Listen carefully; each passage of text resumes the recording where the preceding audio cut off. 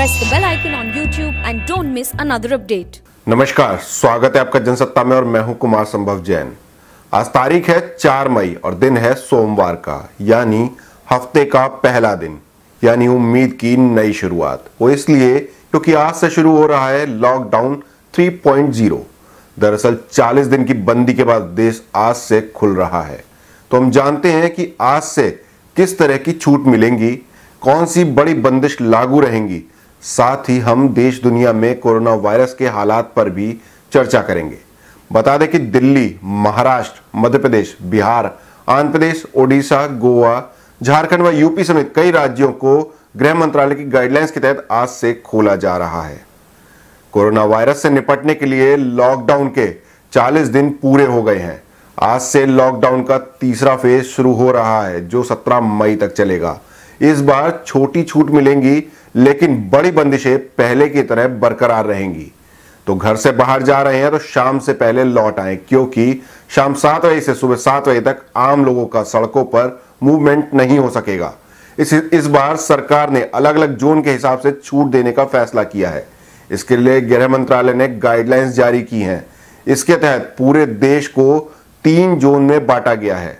पहला है green zone, दूसरा ऑरेंज और तीसरा रेड जोन। रेड जोन में ही एक कैटेगरी बनाई गई है, इसे कंटेनमेंट एरिया कहा जा रहा है। जिन इलाकों में 21 दिन से कोई नया मरीज नहीं मिला है, उन्हें ग्रीन जोन में रखा गया है। जहां 14 दिन से कोई नया केस सामने नहीं आया, वो इलाके ऑरेंज जोन में हैं। रेड जोन में वो इलाके हैं जहां एक्टिव केस हैं और मामले तेजी से बढ़ रहे हैं। राज्य सरकारों ने जिन्हें हॉटस्पॉट माना है, यहां खतरा काफी ज्यादा है।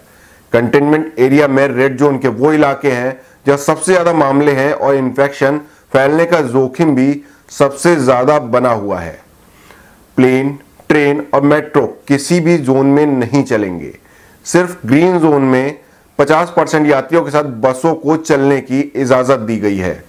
टैक्सी और ऐप बेस्ड कैब यानी कि ओला, उबर जैसी कैब्स सिर्फ ग्रीन और ऑरेंज जोन में चल सकेंगी, लेकिन इनमें ड्राइवर के अलावा सिर्फ 2 ही सवारी बैठ पाएंगी। यही नियम आपके अपने 4 व्हीलर पर भी लागू होगा, यानी कि आगे ड्राइवर और पीछे 2 सवारी। ग्रीन और ऑरेंज जोन में 1 सवारी बैठाकर 2 व्हीलर चलाने की अनुमति दी गई है, जबकि रेड जोन में आप सवारी नहीं बैठा पाएंगे। दूसरे राज्य में सड़क से आवाजाही अब भी पूरी तरह प्रतिबंधित है। 17 मई तक स्कूल, कॉलेज, कोचिंग इंस्टीट्यूट पूरी तरह बंद रहेंगे। होटल, रेस्तरां, बार, सिनेमा हॉल और शॉपिंग मॉल भी नहीं खुलेंगे। इनके अलावा gym, sports club, swimming pool, theatre और ऑडिटोरियम पर भी बैन रहेगा। राजनीतिक, सांस्कृतिक, सामाजिक और धार्मिक आयोजन पर पूरी तरह पाबंदी लगाई गई है।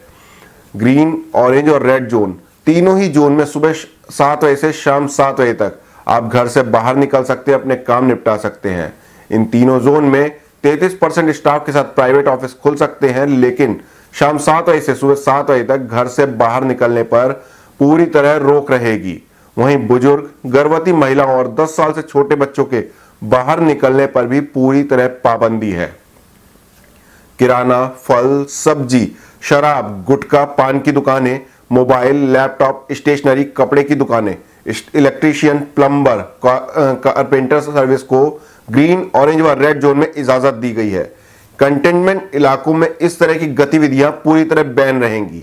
ग्रीन और ऑरेंज जोन में हेयर सैलून, हेयर स्पा व ब्यूटी पार्लर को खोलने की इजाजत मिली है, लेकिन रेड जोन में नहीं। OPD, clinic, petrol pump, gas delivery, e commerce से जरूरी सामान की delivery, IT services, data call centre, bank, finance और कुरियर व पोस्टल सर्विसेज ग्रीन, ऑरेंज व रेड जोन में खुलेंगी, लेकिन कंटेनमेंट इलाकों में ऐसी कोई एक्टिविटी नहीं होगी। आज से पब्लिक प्लेस और वर्क प्लेस ओपन हो रहे हैं, तो कुछ नियम भी लागू होंगे जो आपको फॉलो करने होंगे।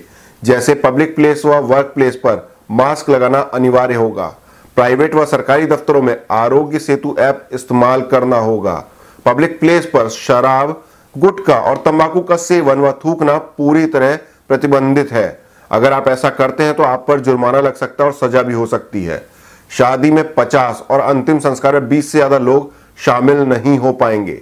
अगर भारत की बात करें तो कोरोना इन्फेक्टेड मरीजों की संख्या 42,505 हो गई है। सिर्फ महाराष्ट्र में ही करीब 13,000 लोग कोरोना पॉजिटिव हैं। पिछले 24 घंटे के दौरान महाराष्ट्र में 678, दिल्ली में 427, गुजरात में 374, पंजाब में 331, यूपी में 158, राजस्थान में 114 और मध्य प्रदेश में 49 लोगों की रिपोर्ट पॉजिटिव आई है। यानी कि कुल 2676 मरीज पॉजिटिव पाए गए हैं। ये आंकड़े covid19india.org और राज्य सरकारों से मिली जानकारी के अनुसार हैं। वहीं सेंट्रल हेल्थ मिनिस्ट्री के माने तो देश में 40,263 मरीज कोरोना पॉजिटिव हैं। इनमें 28,076 का इलाज चल रहा है। अब तक 10,887 लोग ठीक हो चुके हैं और 1,306 लोगों की मौत हो चुकी है। बीते 24 घंटे में 2,487 नए मरीज मिले हैं, जबकि 83 लोगों ने अपनी जान गंवा दी है। आपको बता दें कि पंजाब में पिछले 24 घंटे के दौरान कोरोना वायरस के 331 नए मामले सामने आए हैं। इन मरीजों में अधिकतर महाराष्ट्र के नांदेड़ स्थित हजूर साहिब गुरुद्वारा से आए श्रद्धालु है। इससे राज्य में संक्रमितों की संख्या 1,102 हो गई है। एक स्वास्थ्य अधिकारी ने बताया कि नांदेड़ से लौटे 4,000 तीर्थयात्रियों में से अब तक 609 लोगों में कोरोना वायरस इंफेक्शन की पुष्टि हुई है। एक तरफ पूरा देश कोरोना संकट से जूझ रहा है, वहीं मध्य प्रदेश के इंदौर जिले से एक ऐसी खबर आई है जिसने एक बार फिर इस महामारी को सांप्रदायिक रंग दे दिया है। दरअसल इंदौर के गांव के बाहर मुस्लिम व्यापारियों के प्रवेश को लेकर एक विवादित पोस्टर देखा गया। हालांकि इस मामले में पुलिस ने तुरंत एक्शन लिया और उस पोस्टर को हटा दिया। साथ ही अज्ञात लोगों के खिलाफ मामला भी दर्ज कर लिया। आपको बता दें कि देपालपुर तहसील के पेमलपुर गांव के बाहर लगे पोस्टर में लिखा था कि मुस्लिम व्यापारियों का गांव में प्रवेश निषेध है। इसके बाद काफी विवाद हुआ और जिस पर पुलिस ने तुरंत कार्रवाई की।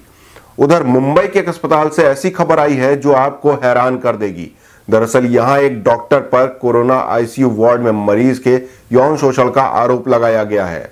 बताया जा रहा है कि इन्फेक्शन के डर से ना तो इस मामले में पूछताछ की गई और ना ही आरोपियों को गिरफ्तार किया गया। फिलहाल पुलिस ने केस दर्ज करके मामले की जांच शुरू कर दी है। कोरोना संकट और लॉकडाउन की मार अब मंदिरों पर भी पड़ने लगी है। आंध्र प्रदेश में भगवान वेंकटेश्वर के तिरुपति बालाजी मंदिर से 1300 कर्मचारियों को नौकरी से निकाल दिया गया है। देश के सबसे धनी मंदिर में यह सारा स्टाफ कॉन्ट्रैक्ट पर काम करता था, सैनिटेशन और हॉस्पिटैलिटी संबंधी सेवाओं से जुड़ा हुआ था। राष्ट्रव्यापी लॉकडाउन के बीच काम न होने के कारण इन सभी को 1 मई 2020 से ड्यूटी पर न आने के लिए कह दिया गया है। अगर हम दुनिया के हालात देखें तो पूरी दुनिया में कोरोना से 35,39,654 लोग संक्रमित हैं। 2,47,43 लोगों की जान जा चुकी है, जबकि 11,47,589 लोग ठीक हो चुके हैं। ये थी अब तक की बड़ी खबरें। दिन भर हम आपके लिए देश दुनिया से जुड़ी स्पेशल रिपोर्ट्स लेकर आते रहेंगे। तब तक बने रहिए जनसत्ता के साथ। धन्यवाद।